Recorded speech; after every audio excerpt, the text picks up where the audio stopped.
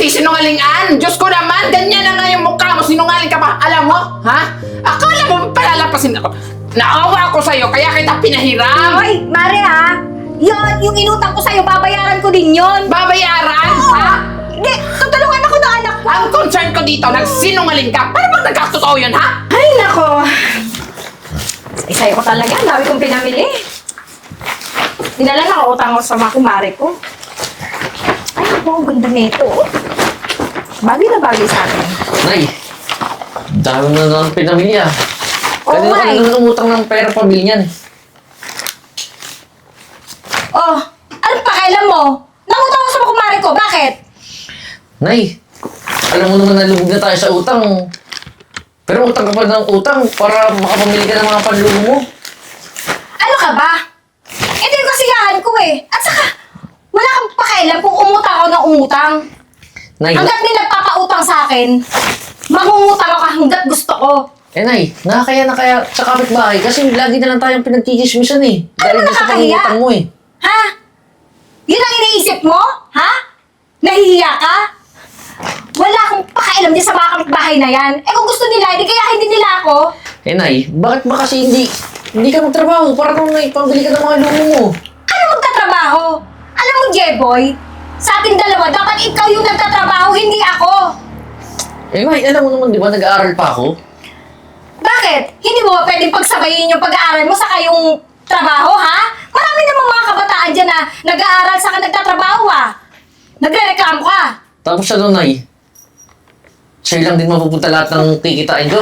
Abay, dapat lang. Bakit? Kung sisingilin kita simula pagkabata mo, aba, kulang na kulang yung pambayad na gagawin mo sa akin. Eh, yung nagkasakit ka nung maliit, ha? Ang laki na nagastos ko sa'yo. Yung mga gatas mo, diaper mo, ha? Tapos ang dami-dami pang sinasabi sa akin. So Nay, ano? Sinusunbat mo lahat yan? Eh di sana di mo na lang ako binuhay nung bata ako eh. Eh, di sana nga! Pero ano, di ba? Andiyan ka ngayon. Kaya sana naman, huwag mo akong pakialaman. Kung ako sa'yo, magtrabaho ka, tapos yung sahod mo, ibibigay mo sa akin. Nagkakaintindihan ba tayo?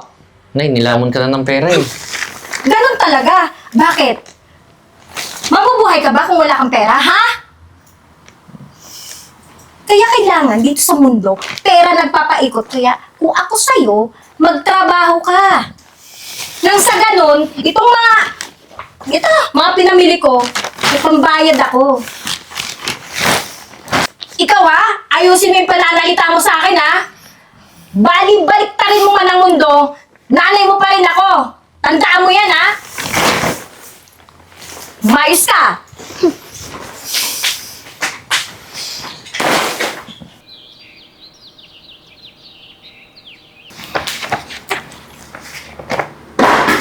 Nandiyan si Marmar. 1, 2, 3. Action. Oh, teka. Anong ginagawa mo dito sa bahay? Mare, manghihiram sana ako ng pera kasi Bakit ka umiiyak? Ano nangyari sa'yo? sinugod kasi sa hospital yung anak kong si Jeboy. Eh, wala naman akong ibang malalapitan kundi ikaw lang. Kasi nagkaroon siya ng sakit sa appendix. Kaya dinala ako sa hospital saka nung time na Bakit siya nag-appendix?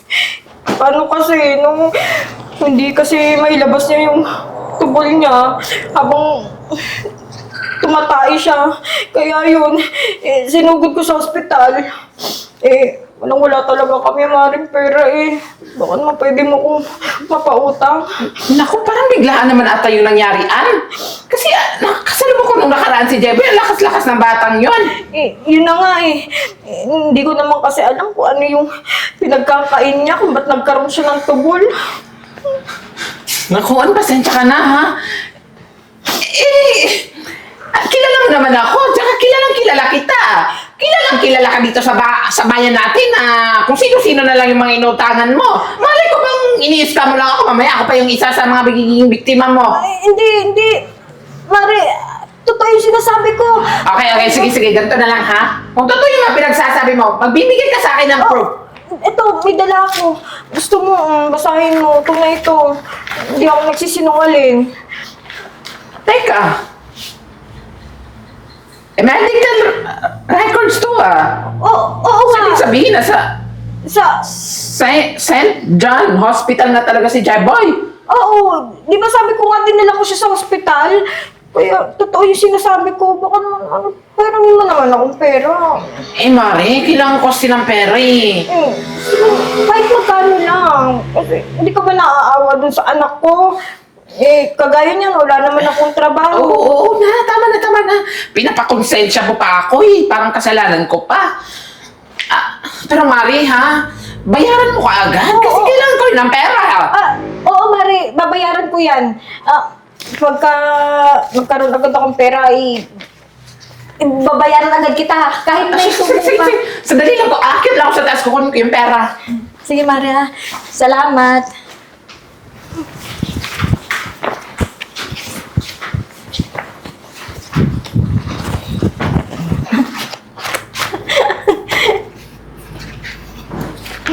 Uto-uto, baklang ka.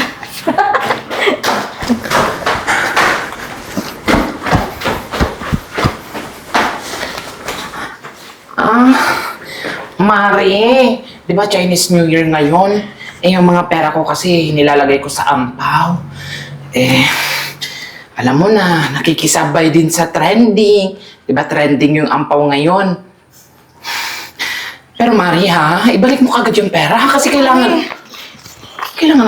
ko. Mari ha, salamat dito ha. Malaking tulong to sa amin. Ay nako Mari, gamitin mo yan sa ospital ha. Huwag mong gamitin paritokin ng ilong mo. Nako. Mare, saka na yan pag marami na akong pera. Saka salamat talaga ha. Napakabait niyo po talaga. Yun na, uwi na ako, Mare ha. Yun na, Mare. Babayaran ko dito sa'yo. Mga may panghika pa. Sana lang bayaran agad niya. Kasi kilala pa naman yun si Ana. Sino-sino lang inuutangan.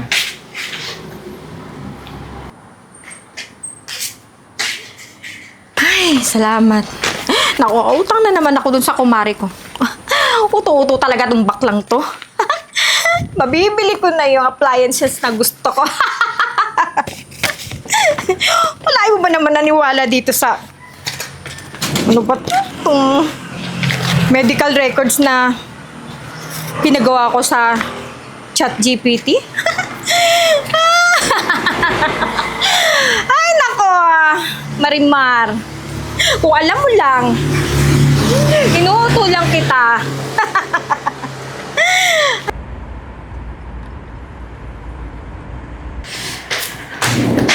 Itong bag ko nabili. Diyos ko. Ito lang, nakahiram ako ng pera. Mahal na mahal ko talaga itong rep na to. Ito pa naman yung nakapaborito ko sa mga gamit ko. Oh, baby. Huwag ka lang masisira, Ay, tatabihan ko nga ito matulog. Wait, kukunin ko nga yung unan.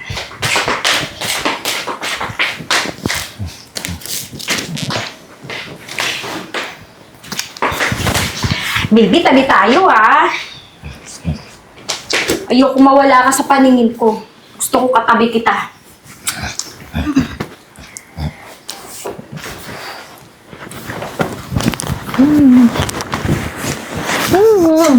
Tabi tayo Nay! Nay! Ano pinagagawa mo? Bakit sasay ka natutulog? Tsaka, Bakit ba? umutang ka na naman pambili ng rep? Oh! Bakit? Ano ba ako pinapakalaman? Ito yung gusto ko. Saka, alam mo na, mahal na mahal ko tong ref ko na to. Saka, Nay, halata nga eh. Para ka ng baliw. Parang di ka na normal ng tao na eh. baliw na akong baliw. Saka, bakit ba? Ito yung gusto ko At saka baka mamaya kasi, may magnakaw dito sa ref ko. Hindi ako makakapayag. Tsaka may isa pa. Pwede ba tumigil ka na sa pangungutang mo? May pumunta dito kanina naniningil. Hayaan mo nga yung mga naniningil na yan. Kahit ano gawin nilang pabalik-balik niyan dito, wala rin naman sila mapapala sa akin. Saka, bakit ba? Alam mo sa totoo lang, Jeboy, kung ako sa'yo, magbenta ka nga doon ng Balot? Nang sa ganun, may pambayad tayo dun sa mga utang na yan? Nay, edi sana tinutulungan mo ako magbenta ng balot doon. Ano ako magbebenta? Hindi ko pwedeng iwanan tong rap ko dito. Mamaya, biglang nawala to. Oh. Ano, saan ko hahanapin? Hindi ako makakapayag, ah. Nay, dapat yung mga pinapautang mo, yung mga inuutang mo, pinampapagamot mo eh. Di ka normal na tao. Di ka na normal na tao eh. Sige na, magbibenta na ng balot. Order, bumili ka na doon. Nagsasabi mo, baby, pasensya ka na ha. Walang kwenta kasi yung anak ko na yan eh. O tayong dalawa dito magsama. Love na love talaga kita. Wala na dumihan. Yung na ayaw pa naman kita nagagasgasan.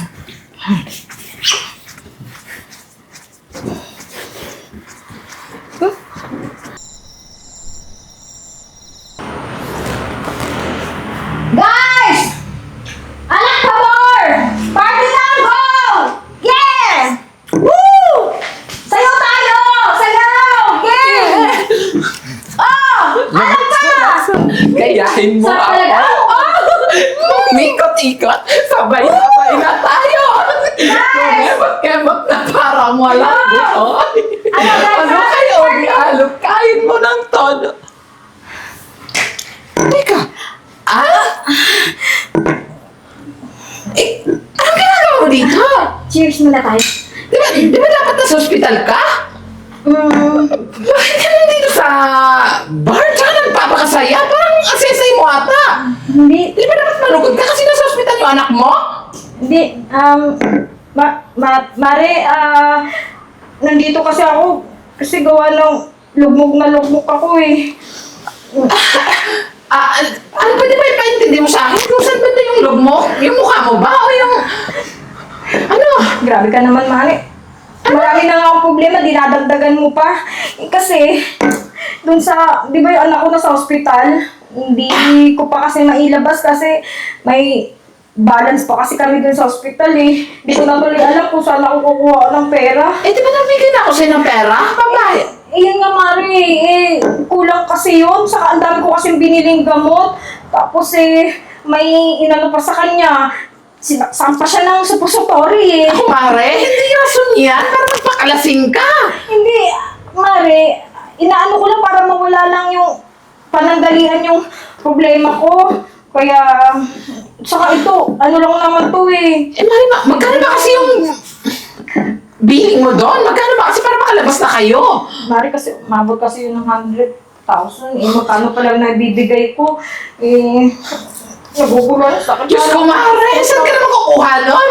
Alam mo, tuluyan na magbubulok yung mukha mo. Hindi mo mababayaran yun. Grabe naman yan. Ano ba naman, Mare? Sabi mo lang papahiramin mo ko kasi Ano? Manghiram ka ulit?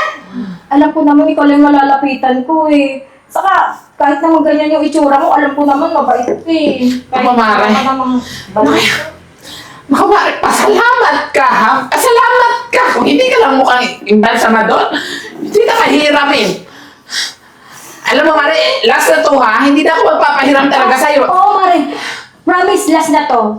Tapos pagka nagkapera ko, babayaran agad kita. Sige na, Mare. O, Mare, siguraduhin mo lang, ha? Oo, naman, Mare. Dahil nakikita mo tong baso. Pag ito, binasag ko sa pagmumukha mo. Naku, sigurado ako, mapupulok talaga lalo yung mukha mo. Magkano ba kasi kailangan mo? Kailangan ko pa, Mare, na 50,000. Pero Mare, seryoso ha, bayaran mo ha? Alam mo naman na kailangan ko, lalong-lalo na kailangan ng maintenance na... Kaya nga, halata naman yan pa yun, Mare. At yan man na... Oh, yan. Diyos ko, Mare, pampagamot ng steady ko yan. Salamat, Mare, ha. Alam mo, sa totoo lang, hulog ka talaga. Naku, Mare, magpasalamat ka. Hindi nahulugan ng bato yung ilong ko kasi nasa lumo. Naku, tinan mo, Sarah. Kaya mo na, Mare, at least alam mo na, kita din. Sige na, Mare, ha? Bumalik ka na sa ospital. Ano ba ginagawa mo dito? Ay, Mare, pwedeng dagdagan mo na. Inom, ulang pa kasi Total lang dito ko na rin lang Saka, Mare, salamat dito, ha. Naku, Mare, pasalamat ka. Lasing ako, gumanda ka sa paningin ko. Hindi sana hindi kita pahiramin. Naku, Mare, ang dami mong sinasabi sa totoo lang. Pwede ba? Umorder ka na para lang sa ganun eh. Ano gusto mo, Mare? Ako pa yung pagbabayaran mo. Gusto mo ba? Kukuha ka ng bote, ipukpok sa ulo mo? Pare, ganito na lang. Aalis na ako. Tama yung sinabi mo. Ikaw yung magbabayad ng bill ko dito. Waiter! Siya na yung magbabayad, okay? O, ito na. Ito yung bill ko. Pakibayad na lang. Salamat, pare. Bye! Kapal na mo, Mare, ah. Kasi kapal na ilong mo. Diyos ko. Kasi bayad yan sa anak mo, ha? Nyemas ka. Di ako nadadamay din sa kalokohan mo, anak-anak ka. Diyos ko, babae ito. Kung hindi lang talaga ng mukha na lanta yung pangmumukha ng babae, hindi ako maawa nun. Diyos ko, di naipon yung dahon sa pagmumukha niya. Tuyong-tuyo.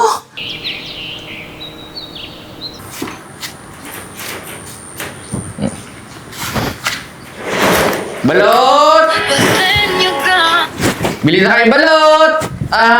Ma'am, bili ka ng balot! Ay, kuya, ako, busog pa ako eh. Marimar? Teka. Jeboy? Naku, mabuti naman nakalabas ka na ng hospital.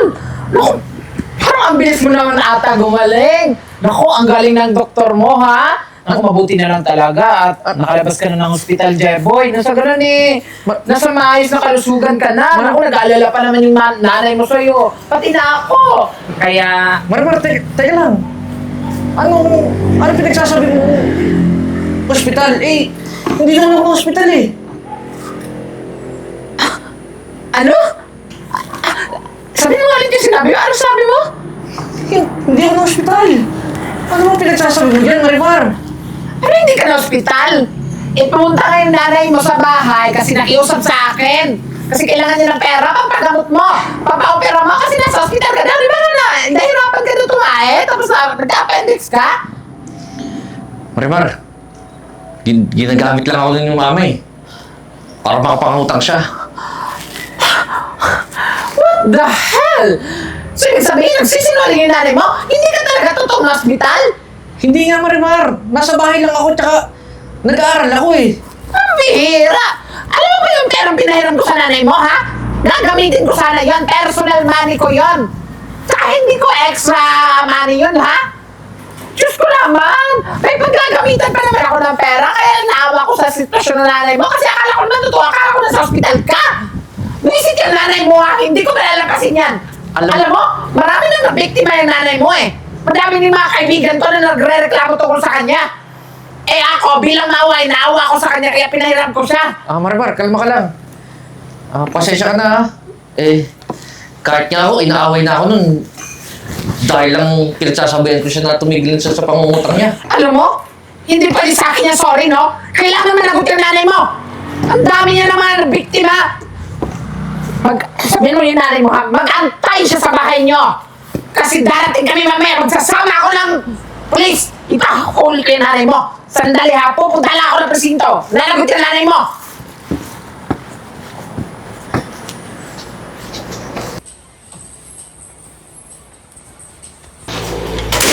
Nay! May nag-report sa'yo sa pulis. Dahil sa lagi ka nangungutang. Ano? Sino naman nag-report sa akin? At saka bakit? Magbabayad naman ako ah. Nay, yan kasi sinasabi ko sa'yo eh. Ayaw mong tigilan yung mga pangungutang mo eh. Sinabayan na kita dati pero di ka nakinig. Eh kung kadadaldal mo dyan, eh kung tinulungan mo kung gumawa ng paraan para makabayad dun sa mga inutangan ko. Nay, tinutulungan naman kita eh. Ako nga yung di mo tinutulungan eh. Asa na yung mga pambayad? Eh wala ka naman inaabot sa akin. Nay, sa tingin mo ba yung pagbebenta ko ng balot? Ano lumabas ka dyan, Ann?